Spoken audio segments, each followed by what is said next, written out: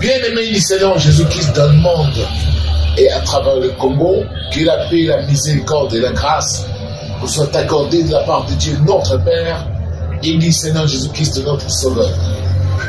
Le Seigneur Jésus-Christ dont je suis serviteur m'a donné un enseignement sur Jésus-Christ et la multiplication de pain. Mais bien avant d'écouter ce thème, je vous convie à faire avec moi une courte prière.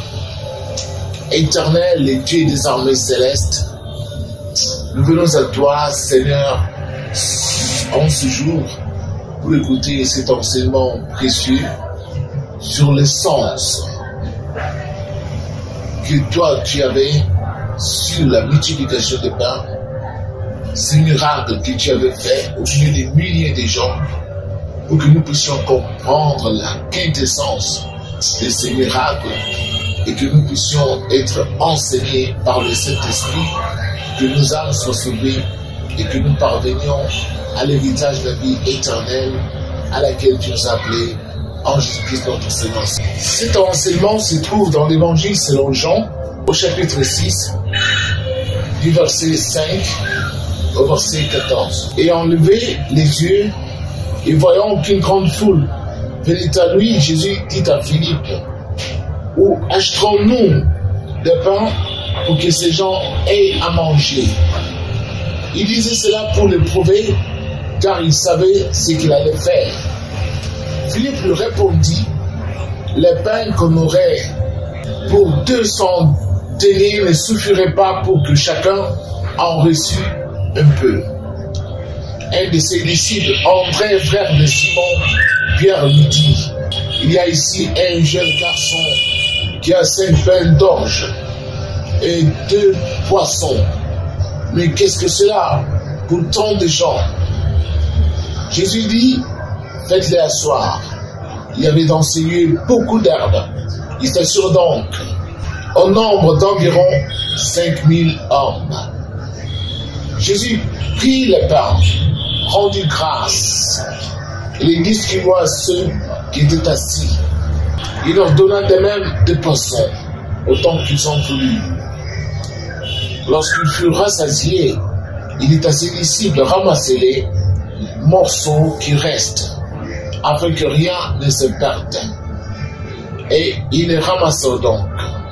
Ils remplirent 12 paniers avec les morceaux qui restèrent de 5 pains d'orge. Et après que tous eurent mangé, ces gens, ayant vu le miracle que Jésus avait fait, disaient, celui-ci est vraiment le prophète qui doit venir dans le monde. Bien-aimés du Seigneur, beaucoup de gens, nous lisons la Bible parfaitement. Nous lisons parce que nous voulons chercher à obtenir la vie éternelle, parvenir à sauver nos âmes. Mais nous devons chaque fois nous référer aux Écritures, nous référer à ce que le Seigneur lui-même avait fait. Si nous voulons réellement sauver nos âmes, par ces miracles, nous allons apprendre beaucoup de choses. Le Seigneur, vous allez remarquer, il rassemblait beaucoup de gens, il faisait des grandes campagnes d'évangélisation. Et oui, il faisait des très grandes campagnes d'évangélisation. Il rassemblait des milliers de gens aux abords des montagnes, aux abords des lacs, parce que comment parvenait-il à s'adresser à des milliers de gens? Il utilisait l'écosystème. Étant le Dieu créateur, il connaissait que quand on se met sur le sommet, soit d'une colline, et que les gens se mettaient au bas, au flanc, tout le long du flanc, ou au bas de cette colline, eh ben, la voie pouvait atteindre des milliers de gens.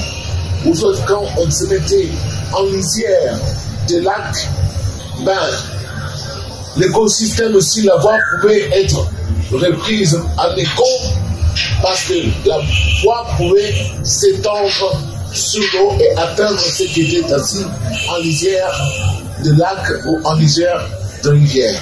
Et le Seigneur connaissait parfaitement toutes ces choses. Et c'est pourquoi il utilisait l'écosystème pour s'adresser à des milliers de gens. À l'époque où on n'avait pas de haut-parleurs, où on n'avait pas encore d'amplificateurs. Bien-aimé du Seigneur,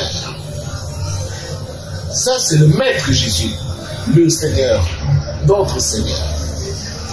Et on va remarquer une chose, que le Seigneur ne demandait pas d'offrande.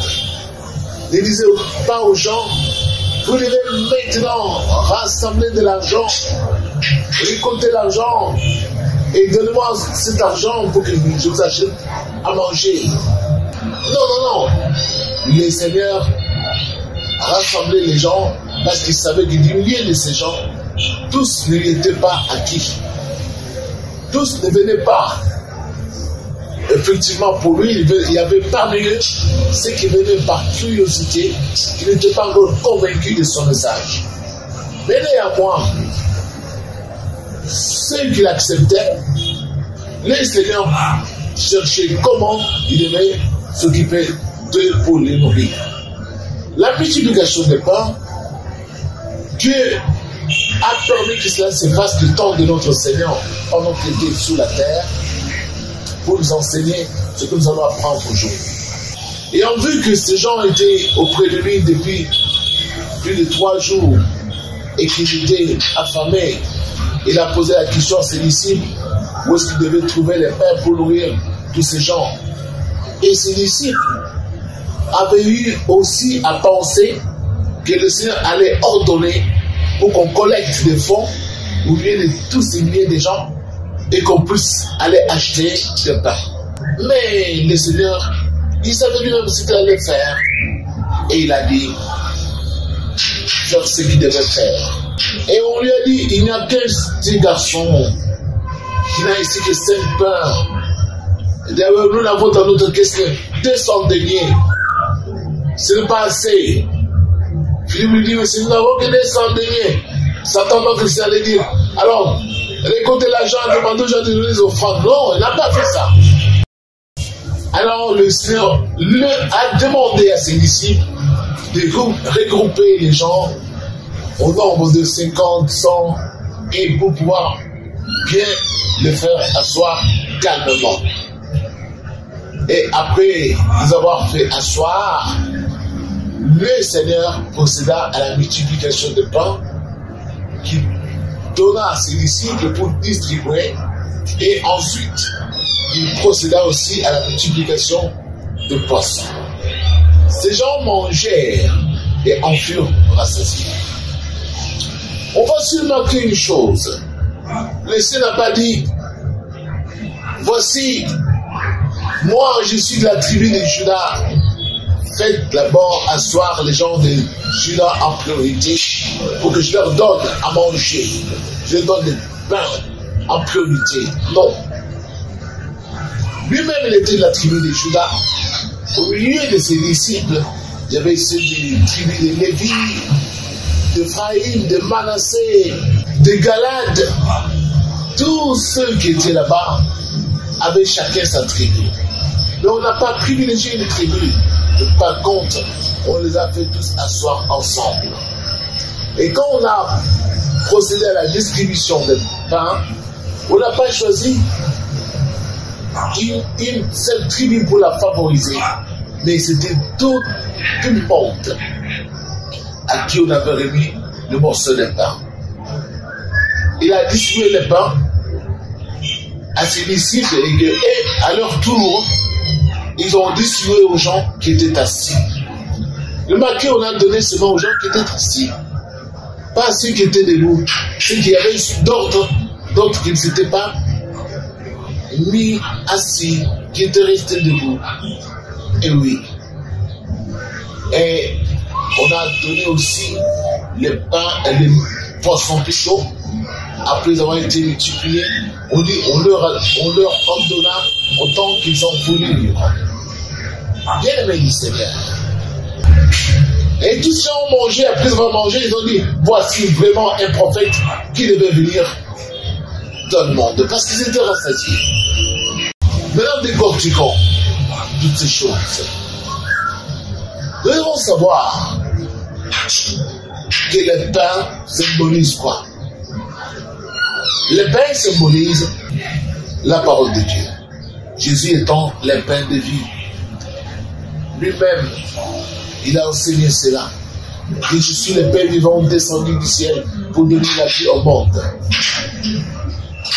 Lorsque nous venons à un endroit où Dieu se manifeste, la première chose que Dieu donne aux hommes, c'est la parole de Dieu. C'est la parole que Dieu donne aux hommes qui ont faim, qui ont faim soif. Dieu leur donne la parole, sa parole. Et quand ils mangent cette parole, après l'avoir acceptée, Dieu leur donne aussi ce qui est comme bénédiction matérielle. Cela est symbolisé par le poisson. Dieu leur donne cela parce qu'ils ont accepté la parole. Nous, parfois, nous cherchons d'abord les biens matériels au lieu du pain. Mais on doit commencer par le pain pour arriver à la bénédiction matérielle. Et nous privilégions toujours les bénédictions matérielles. C'est pourquoi nous n'obtenons pas ce que nous cherchons auprès de Dieu. On a lu là-bas que ces gens, quand ils ont accepté le pain, il leur donna les poissons autant qu'ils en voulurent. Donc, si vous acceptez la parole de Dieu, Dieu va vous donner en surplus maintenant, par surcroît, les multiplications ou les bénédictions matérielles, autant que tu en voudras. Parce que tu as accepté d'abord la parole en premier. Bien aimé du Seigneur, remarquez qu'on a donné uniquement ceux qui étaient assis. Nous venons devant le Seigneur. Il y en a qui ne s'assoient pas dans la foi, qui n'acceptent pas le Seigneur pour se soumettre à lui, qui ne viennent pas avec tout leur cœur pour dire Dieu, me voici, je suis devant toi, fais de moi ce que tu voudras. Ils sont des gens un peu pressés, ils sont comme des passants. Ils ne sont pas totalement concentrés pour tourner leur cœur vers le Seigneur. Ce sont ceux-là que l'on peut considérer comme des gens étant debout dans leur foi. Ils n'entrent pas en profondeur pour chercher le Seigneur, pour se confier en lui, donc ils se confient par lui. Or, quand on ne se confie pas au Seigneur, on ne peut pas obtenir ce qu'on lui demande. Parce que la Bible dit, recommande ton sort au Seigneur, lui-même agira. Et c'est ce que nous ne faisons pas dans notre quête pour pouvoir arriver devant la face du Seigneur. Bien aimé du Seigneur, cet enseignement nous enseigne beaucoup de choses. Beaucoup de choses. Voulons-nous vraiment que les gens nous plébiscitent, nous disent, voici vraiment des leaders qu'il nous fallait, voici un homme vraiment qu'il nous fallait comme chef. Eh bien, nous devons chercher à satisfaire les besoins des gens qui nous entourent, répondre présent à leurs besoins et qui se sentent rassasiés dans leur tourment, rassasiés dans leur stress, qu'ils comprennent que maintenant nous avons obtenu des solutions. Quand les gens obtiennent des solutions dans leur doléance, ces gens-là, ils vont te plébisciter, ils vont dire, voici réellement un chef qu'il nous fallait, voici un homme qu'il fallait, voici une femme qu'il nous fallait. Et ces gens vont te porter au firmament de la gloire parce que tu as comblé leurs besoins. Et cela va apporter la paix et la cohésion autour de toi. Mais j'insiste, vous êtes bien rendu compte que le Seigneur n'a pas fait appel de fonds en pleine campagne. Collecter des fonds, dites à tout le monde de venir donner parce que Nous parlons de Dieu ici. Non. On ne demande pas de l'argent dans les campagnes. Nulle part dans la Bible. Le Seigneur a procédé de multiplication des pains pas une seule fois, je crois que 2 ou 3 fois. Et à chaque fois, il n'avait jamais demandé qu'on fasse des récoltes, des offrandes pour donner à Dieu. Parce que les offrandes sont données au temple. C'est dans le temple que là, les Seigneurs se rendaient. Et ils regardaient ce qu'ils donnaient. Et ce qu'ils donnaient avec leur cœur. Et aussi ce qu'ils donnaient aussi par orgueil pour être vus des hommes. Et il condamna ces actes-là. Parce qu'il disait, quand tu donnes, il ne faut pas que ta main droite sache ce que fait ta main gauche. Ou ce que ta main gauche ne sache pas ce que fait ta main droite. Mais dans les campagnes, devant tous ces gens, comprenez-vous que ce n'est pas dans les temples. Aujourd'hui, les gens ils arrivent dans des campagnes, des grandes campagnes, ils demandent, donnez-nous de l'argent, ceci, tout ça. Ah ben, voyez-vous, ce sont les mercenaires. Tous ces mercenaires qui voulaient se remplir les poches ont commencé à utiliser les campagnes pour pouvoir se faire de l'argent. Ils sont devenus comme des superstars. Mais en réalité, ils ne sont pas les seigneurs. C'est pourquoi vous y allez, mais votre âme n'est pas rassasiée. Parce que la parole qui est prêchée n'est pas le vrai Père qui apporte le salut, qui apporte la guérison de l'âme. Bien-aimés du Seigneur, là, on ne va pas vous donner des offrandes. On y va pour chercher le salut. Merci beaucoup. Que Dieu vous bénisse et à la fois prochaine.